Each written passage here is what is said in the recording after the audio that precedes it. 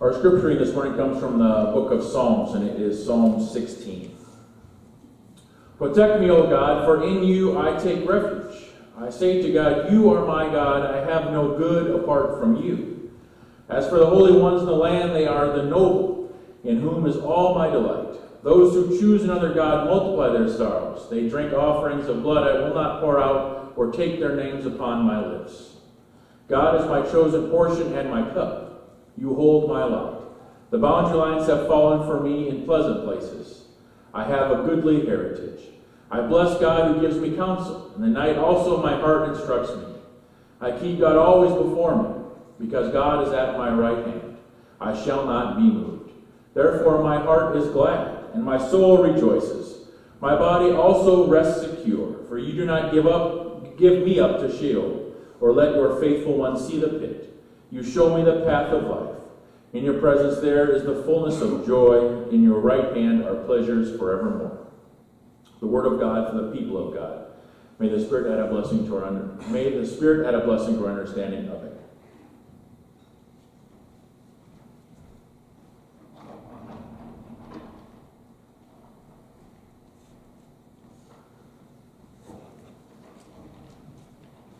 So, we kind of gave a little preview of what we're going to talk about today in the sermon. It's kind of the season for thankfulness. So I did a Google search on synonyms for thankfulness, and I came up with gratitude, gratefulness, acknowledgement. I hadn't thought of that one before. I kind of liked that for a synonym of thankfulness and gratitude. Acknowledge the good that's in your life. A couple Bible verses. There's a theme that runs through the Bible about being thankful, being grateful. Rejoice always, pray continually, give thanks in all circumstances, for this is God's will for you. Make music from your heart to the Lord, always giving thanks to God the Father for everything. So those are easy to say, right? Sure, we should be thankful all the time. Is it easy to do? Are we always thankful people? Obviously not. I know I'm not always thankful. Shoot, it's easier to be grumbling instead of thankful. In the Bible, the opposite of thankfulness, the word is translated grumbling. I thought that was a great word. So I kind of took it into grumbly. I'm not sure if that's a word, but it kind of gets the attitude across sometimes. I found there was an article by John Ortberg, who's a pastor but also an author. He wrote the book, If you want to walk on water, you have to get out of the boat. A great book if you want something to read. But he had this idea about training for gratitude. And we can start right now. I gave you all, hopefully, a sheet of paper or an envelope or something as you came in. If you don't have it, you can write on anything or just do it in your mind. But you know, as the sermon goes on and on and on and on, your mind starts to wander, right? Drifts on to what am I going to have for lunch, or what football game is going to watch today, or what family do I have to visit. So today, with the piece of paper, we're going to hopefully direct your wandering mind, and we're going to drift it towards gratitude. So as we listen to the sermon today, your mind might come across something that you're thankful for. Something might stick out. Maybe some individuals will come to mind. A family member, a coworker, a teacher, someone who helped you in a difficult time. Maybe an experience, going to school, going to work, or travel, or a time when you were suffering and God comforted you, or maybe it was a small gift. It was an encouraging word from somebody, a phone call, or a text.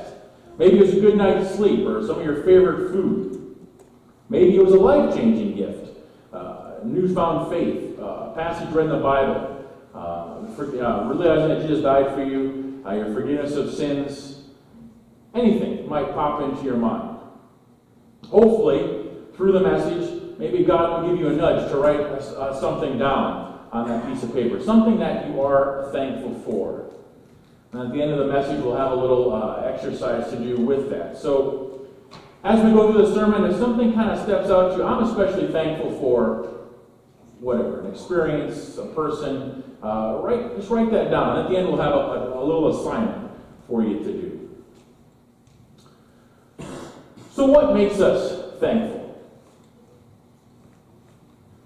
One of the things usually you talk about when you think about thankfulness is stuff, right? You get something, I'm thankful I got something. You got something as a gift, or you're able to buy something. Might be part of it. But gratitude doesn't come in the things that you have. Gratitude really starts, thankfulness really starts with a new worldview, a new way to look at the world. Mr. Ortberg said, gratitude is the perception of the good. Being thankful is realizing all the good that you have around you. Another statement I never heard of before is that you can't manufacture gratitude through willpower. You can't make yourself feel thankful. You can't make yourself feel grateful. It's a byproduct of the way you see things. Gratitude, thankfulness, involves benefit. You have to get something to be thankful, right? So if I said, if you thought about what's the last gift you received? What's the last thing you can think of that you need, that you can be thankful for? Some of the things might pop into your mind, might be something you received from a family member or a coworker, maybe something you bought for yourself, when we think of gift. But what about waking up this morning? Like I told the kids, put on some clothes, probably ate breakfast. I had the freedom to do what I want this morning. I could choose to come to church. I could choose to sleep in if I wanted to. Maybe. Some of you kids might not have had that choice. But what other gifts do we have, right? We get to go home. Maybe get to watch some television. We maybe can call family or friends. When we think of goodness and gifts around us, a lot of times the stuff we don't think of, the stuff that we get every day. We become almost immune to that, to those blessings. Our lives are filled with benefits from God. But we're blind to them most of the time because we're looking for the next thing. The second thing to realize we're thankful, we should be filled with gratitude, is to realize who gives us these gifts. They don't come to us by random or accident, but that we're grateful because we believe that God wants what's best for us. In the book of James, it says, "Don't be deceived, my dear brothers. Every good and perfect gift is from above." The third part of being thankful is realizing that you are the beneficiary of those gifts from God. You are the one that receives those blessings. But we don't always experience it that way. Of course, there are times in our lives we don't feel very thankful because we're going through a difficult period. Sickness, loss of job, just downright not going your way, things you might have thought you had planned out didn't go the way you thought. Anything can cause us to not feel very thankful. But being thankful, being grateful, involves being humble. Right? If we believe that we're owed something, we're not going to be thankful for it because we think we're entitled to it. If someone just walks up to you, hands you keys to a brand new car and says, "Here, it's yours," your first response might be, "What? There's a string attached to this," right? But if it's truly given to you out of no string attached, nothing, you're going to be pretty grateful. You might want to reject it because you don't think you're worth that kind of a gift. Sometimes we're not even very good at receiving gifts ourselves. We always want to pay it back, right? I can't be in debt to somebody. If you did something nice to me, I must soon do something nice to you, so we have that even balance sheet. That's a whole other sermon on why we feel like we have to do that. But if something is truly given to you, you're thankful for it. Now, if you were to take out the loan for that car, and your friend just hands you the keys, you're not really thankful for that. That's what you were owed, right? That's what you got for those services. We're naturally entitled, right? We believe our gifts and the stuff that we have rightfully belongs to us. The more we think that we're entitled to, the less grateful we are. Another way to say that is the more stuff that we acquire, the less grateful we are because we think of the next thing we need to acquire. The bigger our sense of entitlement, the smaller our sense of gratitude. Have you ever traveled to a different country, especially a poorer country? I was struck talking to a friend just a little bit who traveled this year to a country in Africa. And it was a poor country, and they were driving in their fancy safari jeeps out to see stuff. But he would pass people, and they would stop in some villages once in a while or towns and talk. And he was struck by just the sheer joy and happiness of the people. But he was struck because of how little they truly had. And I can remember doing a few mission trips in college, going and working in some poor situations. But the pure joy that people had in coming to do the little worships or even being out around and thinking, they really have nothing. How are they so happy and so thankful? Well, it's because they don't have anything. The more stuff you have, the more entitled you think you are to your stuff. The more worry there is, how are you going to keep your stuff? And the more worry there is, how are you going to get more stuff? Thankfulness doesn't depend on what you get. Thankfulness depends on how you look at the world. I already told you, the Bible's word for ingratitude was grumbling. In the Bible, there are great examples of people grumbling. The Israelite story in the wilderness is a perfect example. They complain to God because of their slavery under Egypt. God miraculously delivers them out of Egypt. All kinds of signs. They have to travel through a desert to get where it was going, and they're grumbling almost immediately, right? They were hungry. They were thirsty. They didn't have the same places to lay their heads they did back in Egypt. They thought, well, it's better where we were than where we're headed. They grumbled all along. In fact, they grumbled so much, Paul says, as a response to us, that they were killed by the destroying angel. God doesn't take to grumbling very nicely. I don't think God is going to kill us with the destroying angel. At least I hope not, because I'm very good at grumbling. I've done an exercise before. If you were to write down on a piece of paper all the things that you were worried about or all the things that you wanted to complain about, it'd be easier to make that list than all the things you'd be thankful for. I've did that before with confirmation classes, and it is. If you think about it yourself, it's really easy to sort of lift the things that you don't like versus the things that you do like or are thankful for. Because we naturally turn to that, to be grumbling and to be ungrateful. In fact, the Israelites were punished where that generation didn't get to experience the promised land because they were so ungrateful for what God had done for them. Another thing to help us be gratitude is we realize that we need to be grateful for imperfect people and imperfect circumstances. Our job is not to feel grateful. You can't make yourself feel grateful. Gratitude is a byproduct of the way you look at at your life, or the way you look at your wife too, I suppose.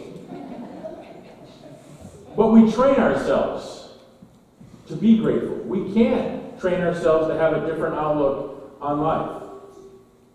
Our job is to remember where our blessings come from. Our job is to start to count our blessings and then start to thank God for being here, for having an opportunity to live, and to realize that in all situations, God is there. If we wait for perfect people and perfect circumstances to be thankful, never are we going to be thankful. We're going to wait a long time. Our rabbi said, one is obligated to say thanks over evil as to say thanks over good, because evil is a good thing? No. Suffering is a good thing? No. They're bad things. But we give thanks because we know that God has overcome those. We're obligated to say thanks because we're always in danger of being thankful, or we're always in danger of being thankful only when good things come our way. It's easy to be thankful, right? When things are happening, things are doing the way we want, our life is happening and flowing in the direction we think it should. Easy to be thankful for that. But when we do that, our threshold for gratitude or thankfulness gets higher and higher. And we become ungrateful people because we're always waiting for the next thing to happen to us. The next good thing to happen. Then I'll be thankful. If I have this, I'll be thankful. If I get this, I'll be thankful. If I only had that, I would be more thankful. And it's always the next thing. If I had that, well, if I had that, well, if I had that, then I'll be thankful. That sense of entitlement comes in and says, I deserve this. And then gratitude goes out the window.